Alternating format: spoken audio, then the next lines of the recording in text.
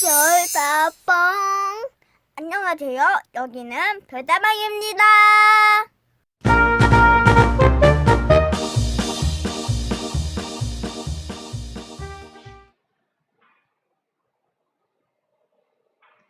어린이 여러분 반갑습니다.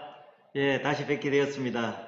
예, 지난 강좌에서는 대구 향교에 대해서 제가 강의 드렸습니다. 자, 이번 제25강에서는 방천시장에 있는 김강석 다시 그리기 길입니다.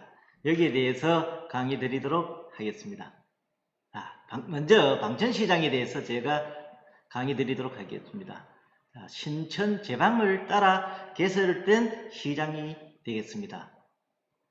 해방 후에 일본이나 만주 등지에서 돌아온 이주민들이 이곳에 와서 장사를 시작한 것이 시초가 되었다고 합니다. 자, 어르신 여러분, 혹시 해방 후에 일본이나 만주 등지에서 다시 돌아오신 분이 몇 분 정도 되는지 아십니까? 자, 그같이 250만이 돌아왔다고 합니다. 그러면은 일제강점기를 맞아 우리나라를 떠나신 분은 얼마나 됐을까요? 800만이나 되었다고 합니다. 그 중에 일부분만 돌아왔는데 250만 중에 우리 대구에도 수만 명이 대구로 온 것입니다. 그럼 이분들이 어디로 갔겠습니까? 제가 교동시장 강의할 때 말씀드렸습니다. 해방 후에 들어온 이주민이 교동시장에서 장사를 하기 시작되었다고. 방천시장도 마찬가지입니다. 이분들이 여기 와서 장사를 시작하게 된 것입니다. 방천시장은 60년대에는 짜증과 떡집으로 유명세를 타서 많을 때 점포수가 1000개까지 되었답니다. 이때 우리 대구의 3대 시장의 하나로 불렸답니다. 자, 서문시장과 칠성시장, 방천시장이 3대 시장이었습니다. 그러나 도심 공동화로 인해서 점점 쇠락해 가서 2009년경에는 점포가 60개 정도밖에 남지 않고 전부 다 빈 점포로 남게 되어 있었습니다. 이때 중구청에서 저희 시청에 찾아와서 방천시장이 이렇게 방치되어 있다. 그러니까 좀 도와달라고 해서 찾아왔던 그런 기억이 나고 있습니다. 그래서 우리 시와 중구청에서 이제 2011년도에 세계 육상대회를 앞두고 방천시장 앞에 큰 도로가 마라톤 코스였습니다. 그래서 그대로 방치할 수 없다고 생각해서 방천시장 예술 프로젝트로 별의별 시장을 실시하게 된 겁니다. 이름 그대로 이것도 해보고 저것도 해보고 한 것입니다. 우리 무명 작가들과 방천시장 상인들이 힘을 모아서 빈 점포에다가 거기에 그림도 그리고 할 수 있도록 이게 프로젝트 사업을 실시하게 된 겁니다. 이분들은 여기에 그림을 그리면서 사람들이 하나둘 몰려들게 된 것입니다. 그 성과를 바탕으로 해서 문화체육관광부의 문전성시 사업이라는 게 있었습니다. 국비사업에 여기에 선정하게 되었습니다. 이 문전성시 사업으로 인해서 오늘날 김강석길이 태동하는 계기를 마련했습니다. 자, 처음에는 빈 상가를 활용해서 지역 작가들에게 문화예술 창작 공간을 제공했고 주말 양시장 등 13개 사업을 추진하게 되옵니다. 자, 문전성시 사업이라는 문전성시 뜻이 뭡니까? 많은 사람들이 문 밖에서 그저 북적거리는 걸 문성성시라고 하지 않습니까? 여기에서는 거기와 아울러서 문화를 통한 전통시장 활성화 시범사업의 준말이 되겠습니다. 자, 그래서 단계별로 사업을 추진했는데 1단계가 가판대 디자인 개선 등 13개 사업을 하게 되었고 2단계가 김강석 다시 그리기를 조성사업 등 18개 사업을 하게 되었습니다. 그래서 별의별 시장의 2단계 사업이 김강석 다시 그리기 길이 된 것입니다.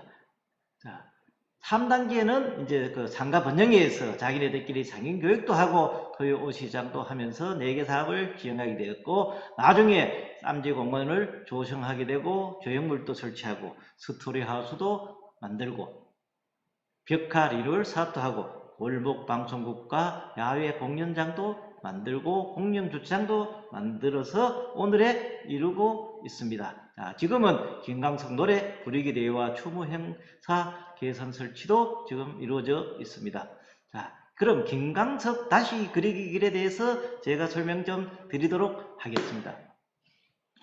자, 방전시장 문전성시 사업 일환으로 제가 제작되었다고 했습니다.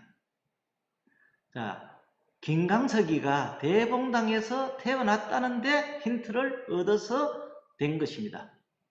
이 명칭은 김강석이의 노래 중에 음반 다시 부르기라는 데서 착안을 해서 그리기는 그리고 하면서 그린다는 의미가 되겠습니다.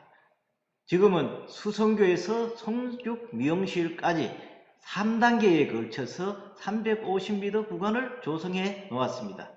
특정한 구간을 예술작품으로 만든 것이 되겠으며 대중음악인의 이름을 딴 전국 최초의 길이 되겠습니다. 자, 그럼 김강석이는 누구인가 한번 제가 간단히 한번 살펴보도록 하겠습니다. 64년에 태어나서 96년에 스스로 목숨을 끊었습니다. 자, 아버지 김수영의 3남 2녀 중에 막내가 되겠습니다. 아버지 김수영은 1960년 자유당 정권에서 민주당 정권 넘어갈 때 그 초등학교 교사를 하면서 경북 노조위원장을 했었습니다.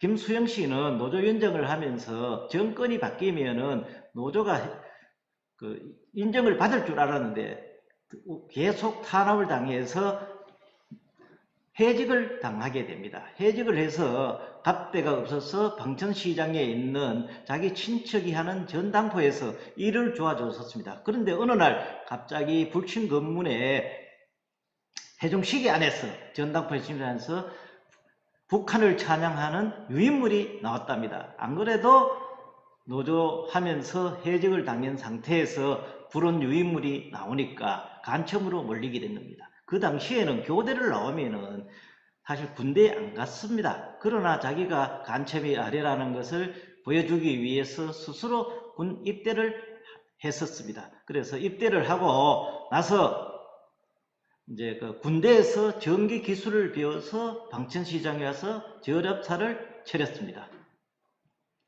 그러다가 이제 김강석이가 5살 때 서울 동대문에 있는 창신동으로 이사를 갔었습니다. 그런데 이사를 갔었는데 자기 조모가 대구에 그대로 두고 갔는데 많이 편찮다고 해서 초등학교 4학년 겨울 방학 때 그 부모님 두 분과 자기 바로 위에 누나와 자기 4사람만 범호동에 다시 이사를 왔었습니다. 그래서 동덕 초등학교에 다녔습니다. 5학년 이제 그 초가 되었는데요. 어느 날 이제 어떤 학부모님이 찾아왔었습니다. 유봉식이라고 덩치 큰 학부모님이 찾아와서 혹시 여기 김강석이가 누구요? 이러는 거예요. 그래서 이상해서 담임 선생님이 김강석이 제일 앞에 있는 쟤인데요 하니까 그 학부모님의 아들 그 유봉식이는 제일 뒤에 앉아있는 산만한 애가 이제 얼굴이 멀어지면서 고개를 푹 쉬고 있는 겁니다. 그래 얘가 하니까 진짜 얘 맞아요. 그냥 맞다고 하니까 얘는 1학년도 안 돼 보이는데 하면서 제 아들을 쳐다보면서 어휴 남사시러워라 쟤인데 맞고 있다 하면서 씩씩하면서 문을 박차고 나갔다는 일화가 있습니다. 그래서 담임 선생님이 또 작은 밤토막이라고 놀렸는가 보다 하면서 학생들한테 그러지 말라고 했다고 합니다. 그러다가 5학년 봄 소풍을 갔었는데 밤별로 갔다고 합니다. 처음에는 보물찾기 하고 보물찾기는 찾지를 못하고 다음에 2부에서 노래 자랑을 했는데 김강석이가 하모니카를 잘 분다고 해서 담임 선생님이 김강석이 보고 하모니카 한번 불어보라고 했었습니다. 그러니까 하모니카로 부른 노래가 꽃밭에서 였습니다. 한국도 해보라고 했었습니다. 그때 하얀 손수건을 또 부른 겁니다. 그러니까 이번에는 육성으로 해보라고 했습니다. 하얀 손수건을 육성으로 부르니까 학생들이 박수를 치면서 좋아하면서 했습니다. 나중에 1등 상으로 연필 한 타수와 노트 3권을 상품으로 받았다고 합니다. 자, 5학년 가을에 소풍에는 전교생이 경북대학교 디산에 같이 소풍을 갔답니다. 반대표로 김광석이가 나갔는데요. 그때는 이제 어떻게 하는가 하면은 노래를 이제 하모니카를 부르는데 초록빛 바다라는 노래를 불렀답니다. 그러니까 이제 노래도 한번 해보라 이래서 이장희의 그거를 불렀답니다. 거기에서 이제 전교생들이 보는 앞에서 박수치고 해서 자기가 내가 갈 곳이 이 음악으로 가는 것이 맞겠구나 해서 자부심을 가지게 되었다고 합니다. 자, 그러다가 이제 그 나이가 참 그 경기 중학교에 6학년 때 조부님이 돌아가시고 다시 서울에 가서 창신 초등학교를 졸업하고 경기 중학교에서 졸업하고 대강고등학교 졸업을 했습니다. 그런데 고등학교 2학년 때 큰형이 군대에 대열에 있었는데 갑자기 사고로 죽음을 당하게 됩니다. 그러니까 바로 위에 형이 자기는 공무원 공부를 한다는 이야기 듣고 자기도 음대에 가고 싶었지만은 집안 형편상 음대에 가지 못하고 자기는 명기대학교 경영학과를 입학을 했습니다. 그런데 서울대 다니는 친구가 보내준 서적을 읽고 다시 음악계로 회귀를 해서 84년도에 연합메아리 멤버로 들어갔으며 김민기의 개똥이 음반 제작에 참여하게 되었습니다. 그러다가 88년에는 동물원 멤버로서 1, 2집을 발표했습니다. 그러다가 1989년 5월에 솔로로 데뷔하게 됩니다. 그리고 이제 나중에 단독 라이브 공연 천회를 기록하게 됩니다. 어떤 또 일이 있었는가 하면은 영남대학교 천막 축제할 때 자기가 초청을 받았습니다만 그날 갑자기 비가 많이 와서 도저히 야외 음악당에서 할 수 없는 형편이 됐습니다. 학교에서 하지 말라고 했었습니다만 자기는 그렇게 기타만 우산으로 막고 비를 맞으면서 끝까지 공연을 했습니다. 학생들이 100여 명이 끝까지 거기에 남아있으면서 김광석이 매력에 빠져 했었답니다. 그래서 나중에 이 라이브 공연 천회라는 전무후무한 기록을 남겼습니다. 그러나 96년 스스로 목숨을 끊음으로써 안타깝게 되었습니다. 김광석이 노래 중에 거리에서 변해간에 사랑했지만 서른 즈음에 이등병의 편지 등 많은 노래가 우리의 지금도 심금을 울리고 있습니다. 자, 김광석 다시 그리기 골목부터는 다음 강좌에서 강의 드리도록 하겠습니다. 어르신 또 다음 강좌에서 뵙겠습니다. 고맙습니다. 좋아요와 구독 눌러주세요.